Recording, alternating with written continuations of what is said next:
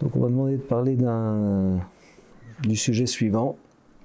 Pour traiter de la liberté, n'aurait-il pas été plus judicieux de lire ensemble Un long chemin vers la liberté de Nelson Mandela? Alors, je ne sais pas si j'aurais eu cette question, mais disons que maintenant qu'elle est posée, on peut l'élargir. Est-ce que d'une manière générale, pour parler de la liberté, n'y a-t-il pas d'autre chose que la Haggadah? N'y a-t-il pas eu des philosophes qui ont parlé de la liberté, des sociologues? Enfin, le sujet probablement sur lequel tout le monde a parlé, c'est bien le sujet de la liberté. Et donc, est-ce qu'il aurait été plus judicieux, est-ce qu'il aurait été plus intéressant de citer, de développer tous ces penseurs de la liberté? Alors sûrement qu'ils sont passionnants, et sûrement qu'il faut les connaître aussi.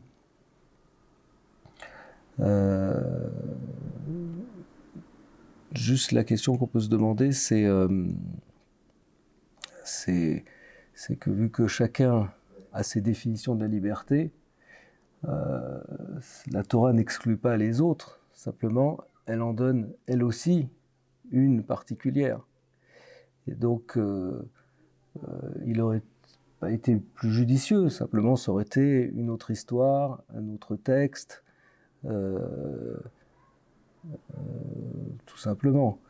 Donc ici, quand il s'agit de Pessah et de la liberté propre au peuple juif, ce qu'il faut essayer de faire, c'est de montrer en quoi ce serait radicalement différent de ce que peuvent nous proposer tous ces penseurs, sociologues, toute cette réflexion qu'on a sur la liberté.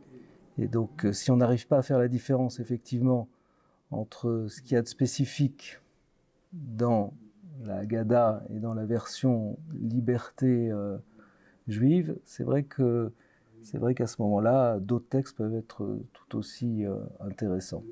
Donc, en deux mots, ce qu'il y a de très spécifique d'entrée, pour résumer, et ce qui est probablement radicalement différent, c'est ce qu'on lit au début de la Haggadah.